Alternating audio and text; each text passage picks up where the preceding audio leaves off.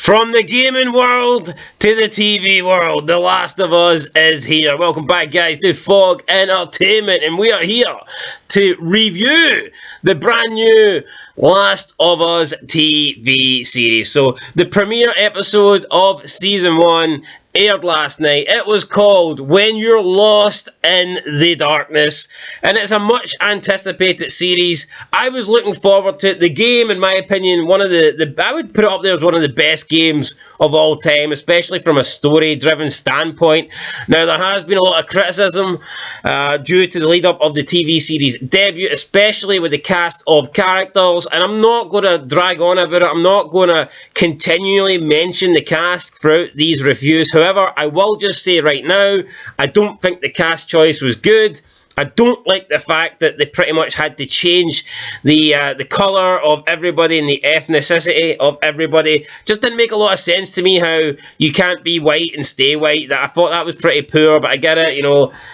Whoever, I get it, you know, it is what it is, but for me, I just don't understand why Joel couldn't be white. I don't understand why Joel's daughter had to be black when Joel's not black. It just, I just don't get it. If it worked both ways, then fair enough, but they haven't changed. The black characters in the game are still black, so I don't understand why they had to change the white characters, and pretty much anyone who remains white is all the bad guys. It's all the evil guys, or you know, the people that can't be trusted, or the only other way you're allowed to be white in this TV series is if you're gay.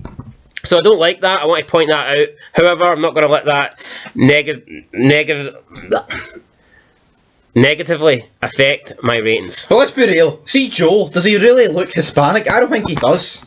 He doesn't, but he's got a Hispanic looking facial hair, but apart from that, he looks as pale as a carton of milk, brother. He doesn't. I mean, I think Pedro actually looks like a really good Joel. Because no, well, and he's a good actor. I'm going to hit you with this example, son, right? Because seeing he's in Narcos, he plays an American cop who's white, who goes into Mexico. They don't go, he's one of us. They go, he's a white gringo, is he? So there you go. Aye, but I mean, he's technically playing a white man, is he not? But he's not white. So what? No, that's alright, okay. It's not like, I don't know. Yeah. Aye, man, there's bigger fish to fry. If the show's good. Alright then, let's get a white person to play Rosa Parks. We'll put it this way, right? Ellie's white and she's on the spectrum, missing a few chromosomes. So what would you rather? Different race, but they're all there, or same race and missing a chromosome? What would you rather? Alright, well, why can't it go both ways? Why can't it be black and be missing a chromosome? No, why can't the African Americans that Ellie and Joel meet in the game? Why have they been casted as black when they're black? Why couldn't they have casted black characters with white people? I don't know. That's my point. I don't know. I don't know, brother. We have to get into the show, and we kick off with a Scotsman. This guy wasn't in the game, but you know what? He delivered. I actually really liked the intro. Now, they added this in. This wasn't part of the game, but we got a talk show segment from 1968. Yeah, featuring two doctors, and they begin discussing the prospect of a global pandemic. They talk about how this fungus could pose more of a threat. They called it humankind, again, which... In 1968? That was just bullshit. Why can't they just say mankind? Are they that woke that they can't say mankind? Like, when we skip forward to 2003, they wouldn't even say it in 2003. True, but they say that there's a fungus that could pose a threat to humankind more than any other microorganism, and then they also add in global warming here. They say that with the temperatures rising could possibly mean the end of the world because this fungus could excel under warmer temperatures. So again, I thought that was another dig. Just but again, that's bullshit, activists, right? And because when you talk about global warming, it's like 0.5 degrees. You try to tell me this fungus is gonna it's that drastic of a change? 0.5 degrees. I agree. I'd understand if it was like 10, 20, but that's bullshit, man. Even in this, even at the start of the prologue, they've got to get their agendas in. But that's what I'm saying. That's how originally, that was kind of my whole point. It wasn't about just the fact that they've got, there's a black person playing a white person. That's not my point. My point is the fact they are pushing an agenda. They're pushing, gender politics, and I just don't like it. Whether it be that they're pushing certain races, or that they're pushing like stuff like global warming. I don't want to see that in a TV series. I just want to enjoy a good TV series. They didn't push that in The Last of Us game, so I just don't want to see it in the TV series. But like I said, I won't talk about it going forward.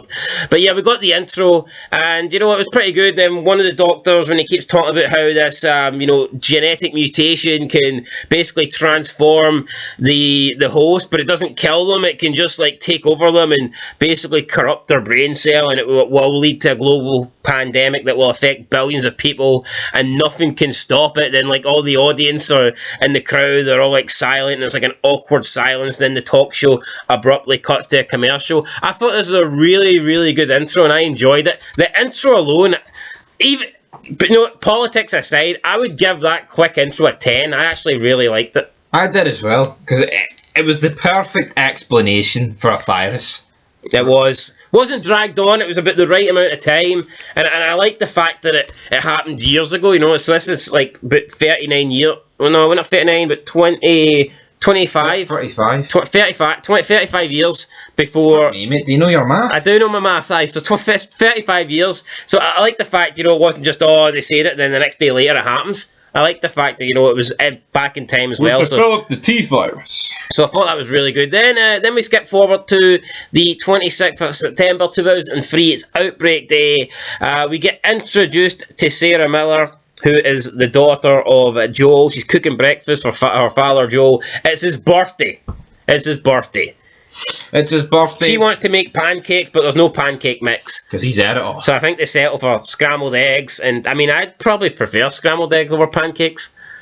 Why not scrambled eggs on pancakes? That's the American way, brother. It's the American way. So they're enjoying breakfast. Tommy then comes in, Joel's brother. He joins them, and he wants some breakfast too. They discuss their construction project that's falling behind schedule. I believe Joel's like the main contractor. Tommy's helping him. Tommy says, why don't we get more people in? Because he's going to have to work a double shift today on his birthday. Sarah doesn't want him to do that. Tommy's like, why don't we get more people in to help us? And then Joel doesn't like this. He's like, no, I already don't want to split the job with you. Bringing in more people and taking a pay cut defeats the purpose. So they kind of discuss what they're going to do. Sarah thought they could spend the day together because it is his birthday, but Joel promises her that he'll be back before 9 o'clock and that he'll bring cake. So it's not all bad. He's going to bring cake. He's going to bring cake. Love cake. If I'm no there, I'm no tasting the cake. Joel is no bringing cake for me, so I'm no happy. Joel says if Sarah hurries up, she can get a lift to school, so she says okay, no problem, and then she runs upstairs, she grabs $60 and a broken watch from Joel's room. So she just went and stole $60 off him. I know, basically it's shifts. And a broken bloody watch, there you go. Joel, did she steal $60 in the game? Or was it just the watch? No, she's already got the watch. I don't know how she got it. Maybe she did steal it. I'll tell you what though, I wasn't a fan of, when they exit the house and they're talking to the neighbours, Joel kind of just shuts them down. She's going to be over, you bunch of boring bastards, jump in the motor hen, let's go. Coffin dodgers on the lawn. What was this all about? I wasn't a fan of this. I believe we're led to believe that Sarah maybe helps out the neighbours. Aye. And Joel does not want anything to do with the neighbours. Aye, so he just talk to my daughter. Maybe she gets some sort of pocket money, but yeah, the way you're led to believe here that Sarah, maybe helps out with the neighbours because they were overly friendly, and she says that she'll come over later and help. I can't think of anything worse than having elderly neighbours that expect stuff like this. Yeah, a bit shit. Leaving you 30 grand in their will, they can go fuck themselves, brother. Bye, man. Then they speed off in the car. We're going to drop you off at school. She's getting taught. I don't even know what she was getting taught here. She kind of algebra. And she's zoned out because she was looking at the guy's necklace, which was giving her a glare in the sun. And then it's time to go home, brother. We get off the bus. It's time to go to the watchmaker and the Sears. Yeah, it's time to go home from school. Alright, it's home time. That's what I meant. She goes to the Sears. You would say it's watch time, would you? So we have Pakistani watchmaker, which is cool. I wouldn't even say he looks Pakistani, is he? His name's Nasir. Well, maybe it is Pakistani then. He's of Asian descent, let's put it that way. Middle Eastern descent. Well, possibly. Anyway, she gives him the watch. He's like, it's not a big deal. It's only the handle or whatever. I can fix this pretty quick. He says she'll do it for 20, and she's like, And Sarah's like, only 20? And he's like, well, I'll take 30 for it. Then she goes, no, 20's fine. So he's fixing the watch. We see police cars speeding by the window of the watchmaker store. Then his wife, Tahira, walks in, demanding that the store be closed. She kind of just like says to Sarah, look, you ain't getting this watch, and tries to push her out. But Nasir says that it's alright, I've already fixed the watch, here you go. So he gives Sarah the watch, and then his wife Tahira just kind of like pushes her out the front door and then turns the sign from open to close. And then the blinds go down as well. So it was kind of weird how 1 minute shops open, and I mean, I work in retail, you couldn't get away with doing this. Literally just grabbing a customer and pushing them out and going, sorry, shop's closed. And right, well, there's numerous things wrong with that. One, she's a kid, probably not aware of all those rules. Two, it's literally the beginning of an apocalypse, and they probably don't give a shit about the retaliation they're going to see. So, you know, bigger fish to fry rather than some kid's watch. You get me? Well, I mean, way to shoot you down, like, but aye, I'm there. I'm right there. Time to go home. Let's get the watch back. Well, it can't really be the start yet. It can't really be the start because Nasir doesn't have a clue what's happening, and his wife thinks she knows everything. So she's clearly heard something. Well, yeah, she can be a little bit concerned about something she's seen on the news, but I mean, coming out and grabbing a kid and basically tossing him out the store seemed a bit harsh. Why? What fucking world are you on? Wouldn't she be like, here, Nasir, after that customer, she close the shop, I need to speak to you or something? I mean, I don't know, it just seemed a bit. Alright, fair enough. Alright, well. I'm not saying she's going to turn into Albert Wesker into a mastermind because she told Nasir to close the fucking blinds down, like, but end of the day, it's time to go home. And then Sarah does go home, and then what do we have here? She goes to the neighbours, the coffin dodging neighbours. She spots a DVD. I'm like, I want that one. What was the DVD of? It was like a thriller or something, some sort of thriller DVD. Aye, deleted scenes, man. She asks Connie if she can have the DVD. She says yes. Connie suggests that the moral decay in the community is because people people aren't really embracing Christianity. So again, it looks like, you know, the old white people here are they're trying to indoctrinate the young girl, trying to force Christianity on her. Like, I thought it was a bit. Yeah, we meet a dog called Mercy. He was pretty over. Yeah, he's barking at the old woman. And we get a good shot. I believe it's just called Nana. I think it was her mum. We get a good shot of where she's like fixing something. You see in the background, it's got. Yeah, you see like Nana beginning to twitch and just doesn't look good. Mercy's got his eyes trained on Nana, and you know, Mercy should have took a shot right there. Should have put her out on Mercy. Fucking should have, man. But then she's like, you know what? It's time to go. I've spent 2 minutes too long in this house. It's time to fucking go. Yeah, man. so she makes the escape. She gets home. Joel comes home an hour late. Sarah's not too happy with that, and she's even less happy. It's his own birthday, for fuck's sake. If he wants to come home late, he can come home late. Well, I disagree, man. I think when you're a single parent, like, I mean, and your kid's like, what? He was working. He wasn't doing gear. And yeah, I get the fact he's out working, I get the fact he's paying the bills, but at the end of the day, I mean, he's a single dad. Sarah's trying to put the effort in to spend his birthday with her. I mean, I think he could have at least tried to come home a little bit earlier, but whatever. She's putting the effort in, but what else is she going to be doing? She's sitting at home watching a DVD. She's put a DVD that she got so they could watch together. Well, she's practically stole for the neighbour's house. She has to borrow it. Alright, well, she could have went to Blockbuster. See that $60 you did to get the watch fixed? Go to Blockbuster, rent yourself a movie. A better movie than whatever these call. Maybe she didn't want to speak to Daniel Bryan. Well, that's fair enough, actually. I'll give her the benefit. I give my fucking kids the benefit of the doubt, Clay. There you go. You know what, Joel? You're not late, son, to your own birthday party. You're a prick.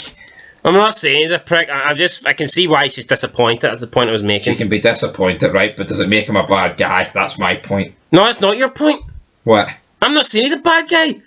I'm just simply saying it's his birthday, man. One day a year. I don't think he's a bad guy if he worked an hour late just to get the shift done and get the money. Well, if he brought home the cake, I could almost forgive him, but he didn't.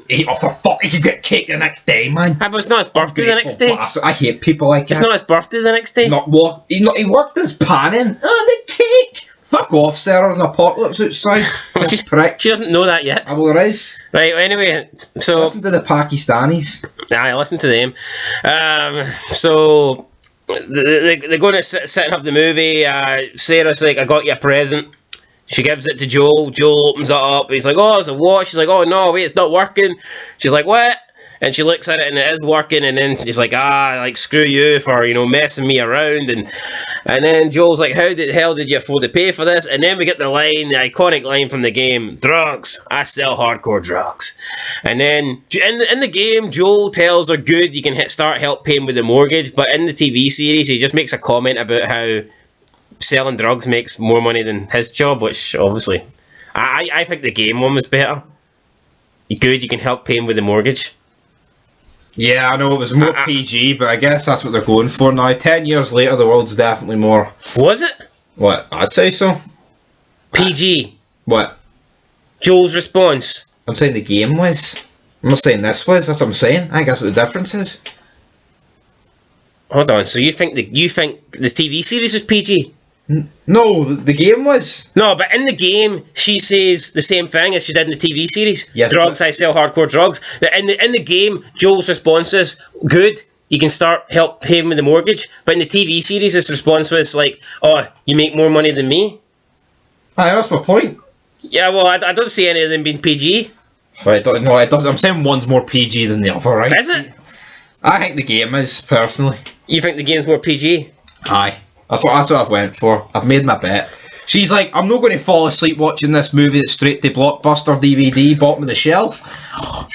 She passes out on his knee. And Joel's like, fuck's sake, I have to watch the movie. So hold on, right?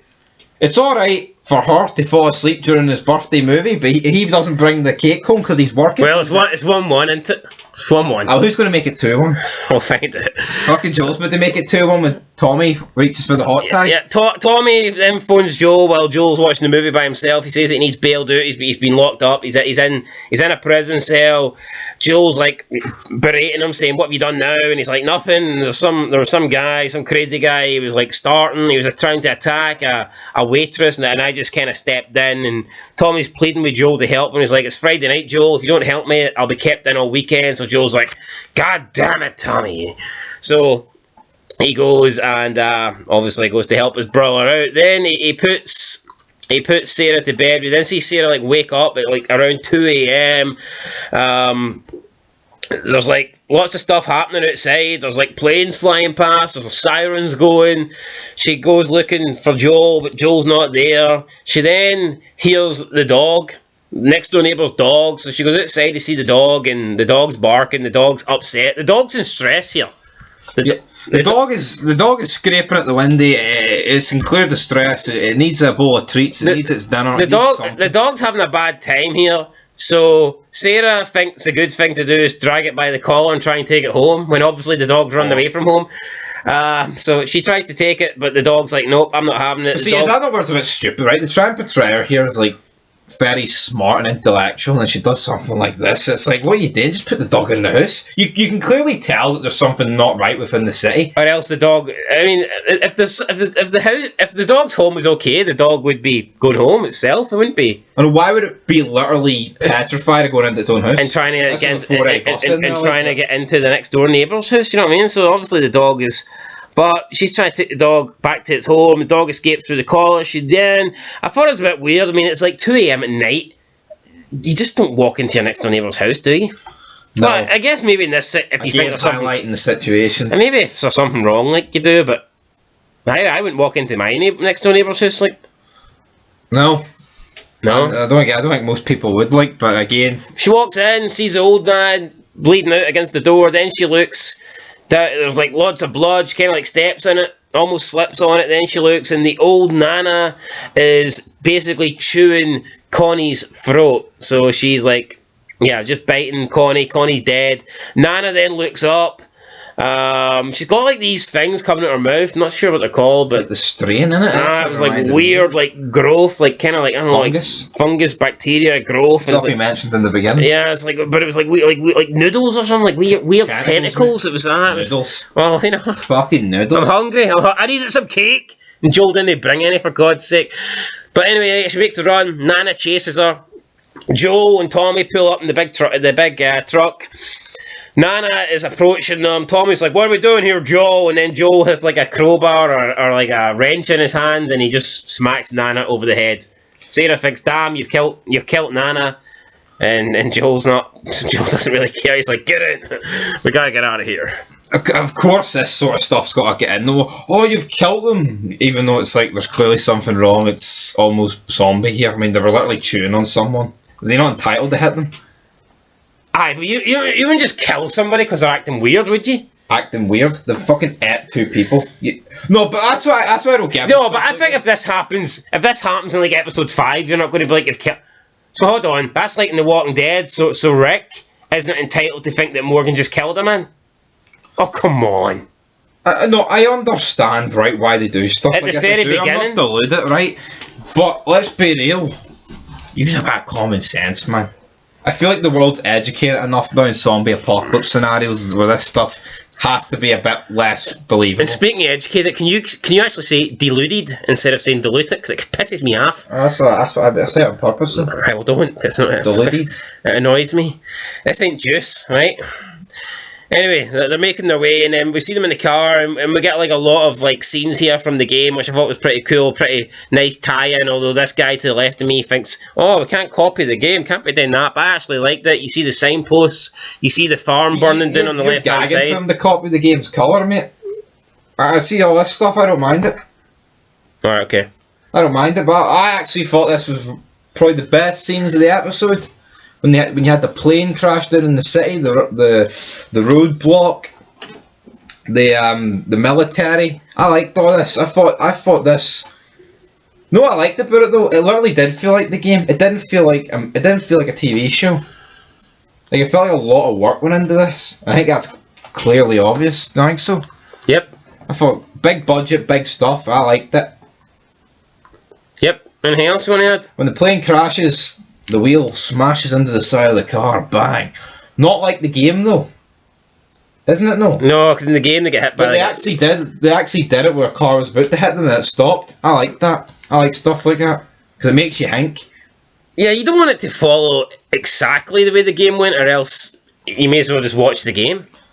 Yeah, exactly. You want to follow the source material, but not do it 100%. But the problem is, if you don't do it 100%, there's always going to be people out there that go, well, I prefer the way that what happened in the game. I like a bit of both. I like them to stick close to the game source material, but like maybe add in some things and maybe take away some things. Yeah.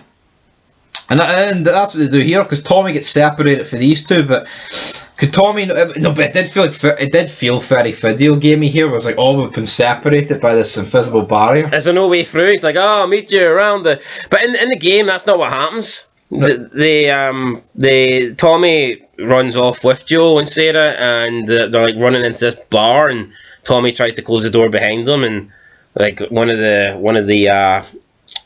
fungi creatures gets his hand through the door, and Tommy's trying to close it shut. Then he tells Joel and Sarah to go on without him, and he'll catch up. I know, but do you not feel like in this it was very video game like, where it was like the... No, it did. I get it. It's like Resident Evil. Oh, we have to. I'll meet you later. We can't walk around this fireball car. But I kind of liked the game a little bit more when it came to this, because I just felt it made Tommy look a little bit more heroic. Where he's like, no, Joel, get out of here with your daughter. I'll catch up. Like, it looks like he just can't. He's got no choice to climb the obstacle. Well, some fire, mate. Of course, he's not going to climb it. Jesus fucking Christ! But point being is, and this is just like bad luck. Oh, we need to separate. I'll see you later. Yeah, whereas in the game, it's more like Tommy's purposely staying back to try and hold them off and let Joel escape with his daughter. So I thought it, minor things. I'm not saying it completely destroys the show, of course not. But I think it made Tommy look a bit more heroic in the show. We then see Joel running. He's having to carry Sarah because she's hurt her ankle from the car crash. We get one of the what are we going to call them for the sake of it? I'm not going to call it. One of the infected chasing Joel, and the infected, like, they seem to, they're a lot smarter and faster than the average zombie, but it's almost like I don't know, they've got like a bad sense of like balance or something, because this one was like frequently falling over, and I get it, maybe it's because it's just lunging at Joel and he was trying to evade it, but it kept falling into things. Then it like chasing him on the outside, and and then He gets shot down. There's a gun. Is it Tommy? No, it's no Tommy. It's a soldier for the military. Joel thinks he saved those Sarah. Of course, has kind of fucked up her ankle here. And then the guy's getting orders. Well, her ankle's already done, mate. That's what I'm saying. Okay. So that's why he's carrying her. But you hear this guy getting orders through, and of course, if you know the game, you can kind of just tell by the guy, like, really, sir? Really? You want me to touch both of them? Okay, brother, take a seat. But no, he wants him to shoot both of them. And then he opens fire as Joel's pleading. Joel and Sarah roll down the hill. The guy comes down, says he's sorry. He's with the cap Joel. But then Tommy, to the rescue. Hunting rifle, bang. Good night. But who shot? Sarah shot. Tommy and Joel head over. Tommy's kind of speechless. Tommy notices it first. He's like, oh no. Oh shit, time to go. Then Joel's like, what? And turns around and then he sees his daughter bleeding out. He goes, hugs his daughter, cradles his daughter, but there's a lot of blood, and basically Sarah just dies in Joel's arms, and it's a sad scene. It was sad in the game, and you know what? I actually liked, from what I seen in episode 1, I actually like Sarah a lot more than I like Ellie. Yes, absolutely. And you know what? I actually feel like this episode 1, I think this is where it should have ended, episode 1. I would have liked, and I've seen a lot of people say this, that they think the episode went downhill from here. Yes, absolutely. I think, I did say before it even started, I think from the start of the game to where Sarah dies, I think you could have made that a full episode. I think that could have been the premiere, and then I think episode 2 you could have started with, you know, the whole 20 years later thing, especially with them adding in new content. I think you could have. And I like this seeing Joel break Tommy out of jail. Yeah, you could have done that. I mean, it would have been good. Could you not have got a scene, like, say we did split it into 2, could the start of episode 2 not have been like Joel mourning while Tommy's there with his gun or something? And she's actually dead rather than just, oh, she's shot. We know she's going to die. Yeah, because we don't really get to see Joel mourning. Obviously, he's cradling her, he's crying, but then we just go straight into the 20-year time skip. And it's what I don't like about 20-year time, and I know it's necessary, I know that's what happens in the game, I know they go 20 years into the future, but it almost feels like the characters that you get introduced to in the first, 30 minutes, 35 minutes, it's like they're gone. But see, this is a good time for them to actually use this TV show to show flashbacks of, like, filling in the gap of the 20 years, in my opinion, of Joel. But will they do it? I'm not too convinced. Would you not like to see that? I don't think. I think they might. Like, what about the first day he arrived at this quarantine camp? I don't know. Like, I think they might show flashbacks of his life previously before it happened, but I don't think they'll show flashbacks to fill in the 20 years. Alright, maybe not. Maybe I was hoping for too much there, guys. But anyway, 20 years later. I believe the actress that plays Sarah's cast it in quite a few episodes. Well, there you go then. Which would, you know, hint at flashbacks from before the outbreak. Because obviously she's dead.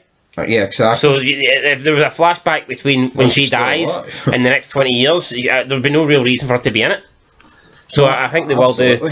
But yeah, we move forward 20 years and we see that they're basically in like I don't know what would you call this, like quarantine zone. Like a quarantine zone. You're no good with the L words, are you, man? No, a quarantine zone. The first person we see when it skips 20 years later is an amputee, and I get it. Look, they want to push diversity. Oh, look, here's an amputee. But can we just be a bit realistic here? Surely, if you're missing like both arms, it would be hard for you to survive something like this.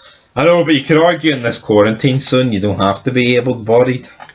Yeah, but to get there you'd need to be able-bodied, you could argue, no, I mean... Maybe you got lucky, maybe that's where his house was. Yeah, you know, maybe, like, but again, it's like, is that really what you need to see? Like, I'm not, it doesn't ruin the show for me, but it's more maybe like... this guy did time in Iraq, and you're just jobbing him out. Well, if that's maybe he's a veteran. If that's the case, then you know what. Or maybe he's got type 2 diabetes. One of the two. Maybe I am. So then we basically get introduced to some new characters. We get introduced to Tess and Robert. No, not Robert. What's his name? It's Robert. It's Robert. Robert's white, by the way. He was allowed to keep his... But he was the biggest shite bag ever. Yeah, so there you go. Plus he's a bit of a bad guy anyway. And the soldier that Joel does meets with, I know it's a wee bit later on, but even him, it's like, fuck, where's the good white guys? I don't think he was white. He looked Hispanic. He looked like that guy in Brokeback Mountain. That's what I thought it was initially.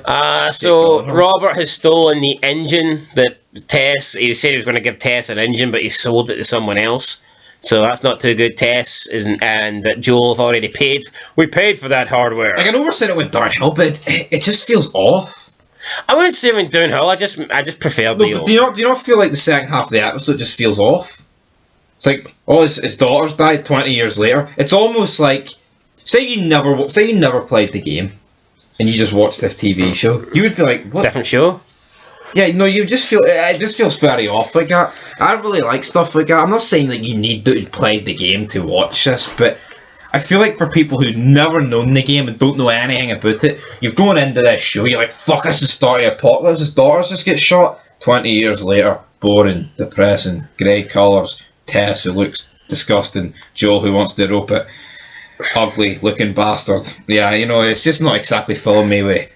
I mean, I feel like the first half's almost like a 10, but then like the second half's like a 6. So wait, what point are you making here?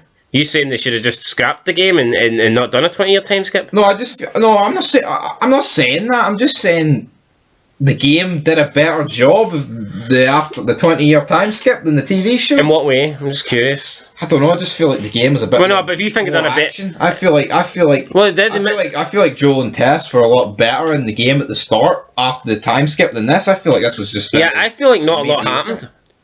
Yeah, because filler. I'd say it was filler. Because in the game, they actually chased down Robert and they beat him up, and then they go and try and kill him. But in this, that doesn't really happen. Tess is just like, yeah, let me go, Robert, and I won't tell Joel because Robert's scared of Joel. Then we see Joel like skip this line, and he goes to like a guy who I guess has got like some sort of radio. He's got like a communication box, and he's like managing to send signals out. Did you speak to Tommy? And Joel wants to know if he spoke to Tommy. The guy says no, he doesn't. He kind of knows Tommy's like whereabouts, but it's like a massive radius, like, so it could be kind of anywhere. But essentially doesn't know if Tommy's safe, and this means Joel wants to go looking for him because it's been a while since they've heard from him. We see Joel giving one of the soldiers like drugs, and in return he gets like cards. It's like food stamps, or I don't know, stamps, tokens, rations. Aye, something like that. Basically, the currency. Aye, it's like it's like here's two of these things. I'll get you a baked bean the night. That can get you stuff. Then what do we get after that? We get we basically get the introduction of Ellie, where she's chained up. But first of all, we see her walking through a field. I believe that's her, or is that not her? That's not her. Who the fuck was that then? That's just some kid, sure. And then Joel picks up her body and throws her in the fire. Oh, is it? Alright, fair enough. Then we get the introduction of Ellie, and she's like chained up. And she's in a room. 1, 2, 3, 4. Like, say, count to 10, and she does it fast, and say, no, do it slowly, and she goes 1, 2, 8, 1, 2, 8, 1, 2, 3, 4, 5, 6, 7, 8. Fuck you. I didn't really find that funny, like. No. The person wasn't on the spectrum, it could have been funnier, like, but she is, so it wasn't funny. I definitely don't think this person is good. I don't think Ellie in the TV series is anywhere near as good as she was in the show. However, what I will say is I think she's better than I anticipated. I had no hopes when this person got casted as Ellie. It just looks like a bubble fish or something. It doesn't look right. I know we shouldn't really be here like mocking someone's, and I'm not really mocking the person's appearance, but well, I am. No, but like I just think if you're going to be the lead character, one of the lead characters in a major TV series, I think you need to look the part. I do think you need to look half decent. Yeah, and this person just look. They just look fucking weird. Like they do look like there's something wrong with them. You can look a 6 out of 10, but this person looks like there's something up or maybe down. I doubt. And again, I'm not criticising that, but for me, I just don't think you should be getting a lead role if you look that way, because it's certainly. I mean, let's be honest, Pedro Pascal, man. See if he was a big fucking fat guy, he wouldn't be getting this role. Nope. Because you need to at least look. They want him to look. Oh, there's a physically fit guy, looks handsome, blah blah blah. I don't really see that with Ellie. So. But yeah. Anyway, then we get introduced to Marlene. Marlene. They talk about the fact that Ellie's important. And the fact that they kind of mention the fact that she's been bitten, but she hasn't turned. So Ellie kind of gets that. Then Marlene tells Ellie that she tells her something that we don't see, but I'm guessing it's that Ellie could potentially Be the cure. That's what I believe Marlene told Ellie, but we don't get to see that. So I'm assuming that's what it is, but again, we don't get to see it. By the way, Ellie's referring to herself as Veronica, but Marlene comes in and says, "Look, drop this act. We know your name's not Veronica. We know it's Ellie." Then she mentions, she comes in and she mentions Riley. So I don't know, is Riley like Marlene's fucking daughter or something? I'm not too sure. Maybe, could be. I don't know. Well, maybe just a close friend of Ellie's. Maybe, I'm not too sure. That camp, like, because I think if it was his daughter, she would be a bit more. But Marlene then tells her, I believe it's her second in command, Kim, that they plan to like sneak Ellie out of this. They're going to smuggle Ellie out essentially. Marlene then shows Kim a note containing a shocking message. They come to an agreement. Again, we don't really get to see. This part's like kind of secrecy here. We don't really get to see much. Meanwhile, Tess and Joel they're on the hunt for Robert. I guess they're going to get retaliation here.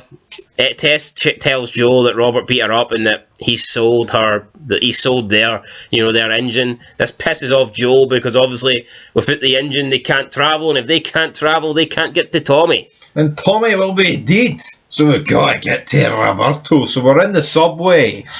And then they notice, what you call him, a clicker on the wall. I think this is just like an infected person. I don't think it was a clicker. I think it was just an infected person that is like really infected, and they were just like stuck to the wall. They'd like grew into parts. Oh, it is creepy, isn't it? The grew is I'm not a fan of the fungi. No, but I think it's good. That's what you want. That's what a horror show should be like. You should be looking at it and should be like, oh fuck. I mean, you shouldn't be like, oh, that looks cool.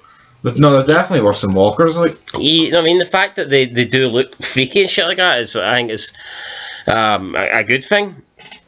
No, but anyway, this thing was like literally caked into the wall. So then they come round a corner. Joel he manages to sneak up on Marlene and Kim, both who have been injured. So I guess there was like a fight between the Fireflies and the soldiers. It's just like, how convenient is it that everyone dies apart from those three? Yeah.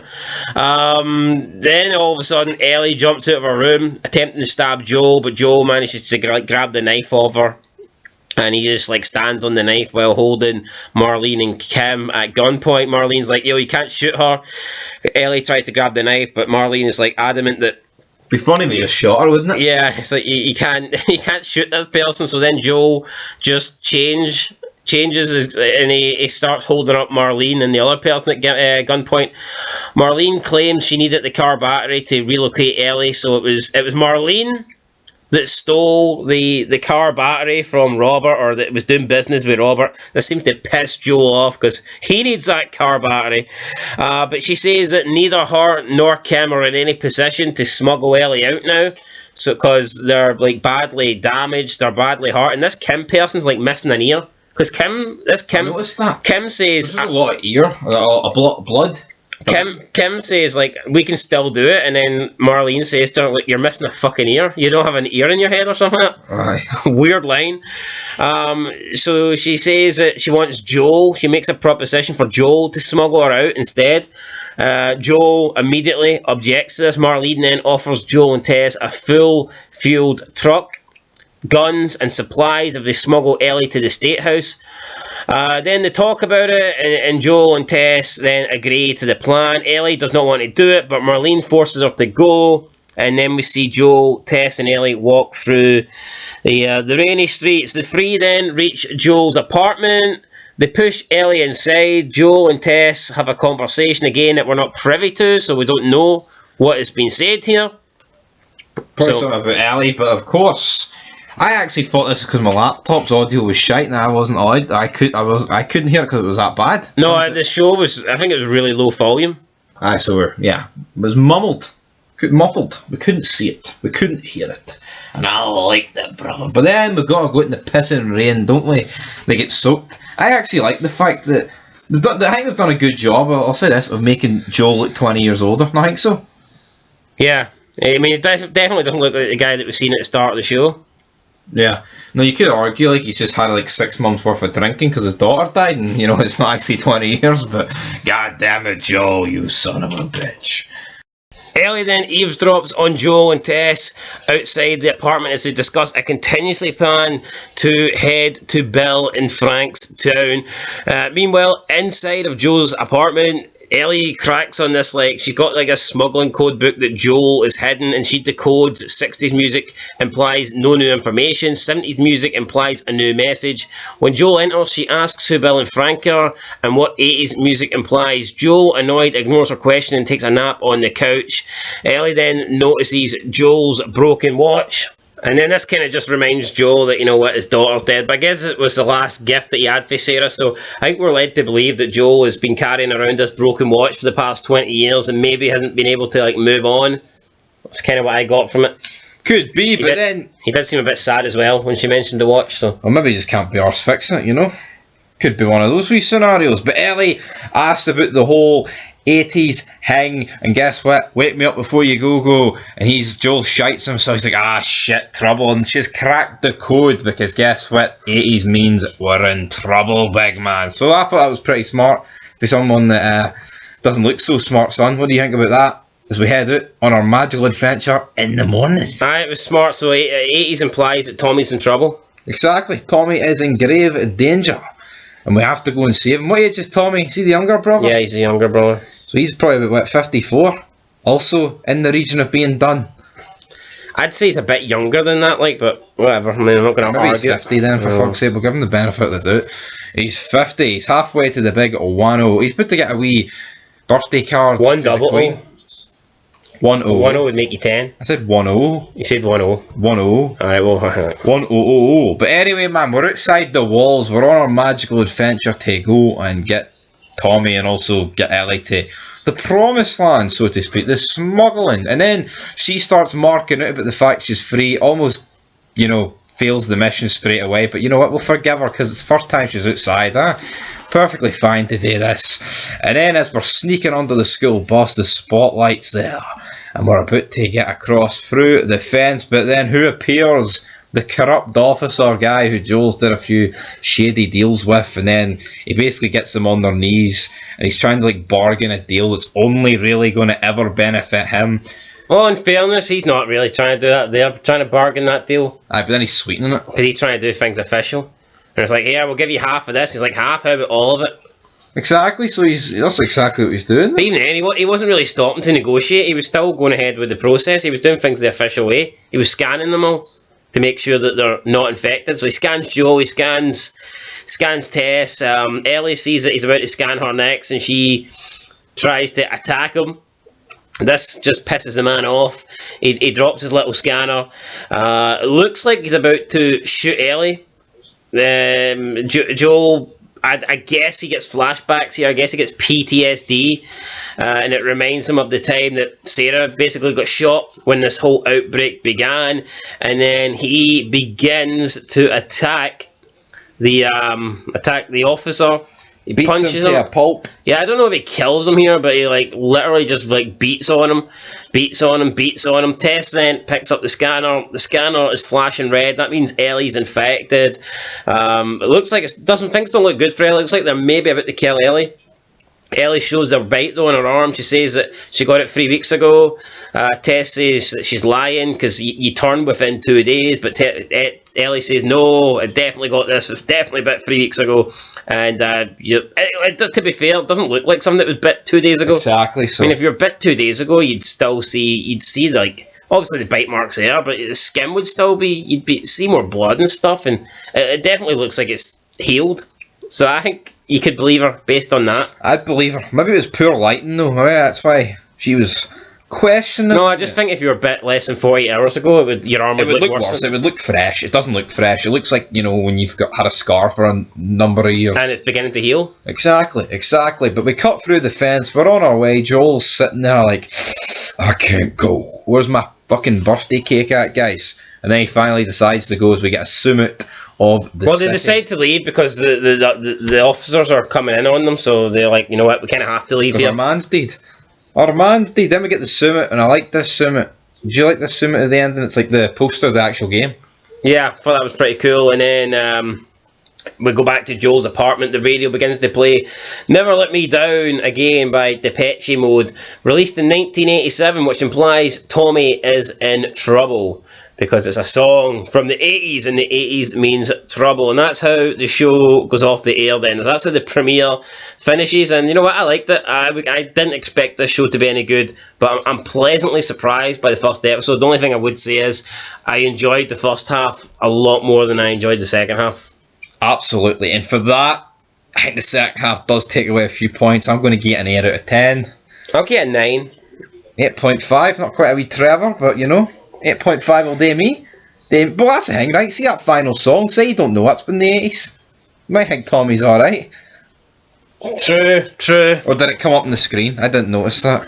Nah, I knew it was an 80s song, but... Sounded like an 80s song. Say you're a windy licker and you don't know. But what if a song gets released in 1979 and it's touch and go whether it was the 70s or the 80s? New Year's Eve. You know, I mean, that could be difficult. Fuck, is he in a good mood or is he about to get shot? We don't know. But yeah, looking forward to see episode 2. But this was episode 1 of The Last of Us. Yeah, definitely a good premiere. It was great. I'd go as far as saying it was great.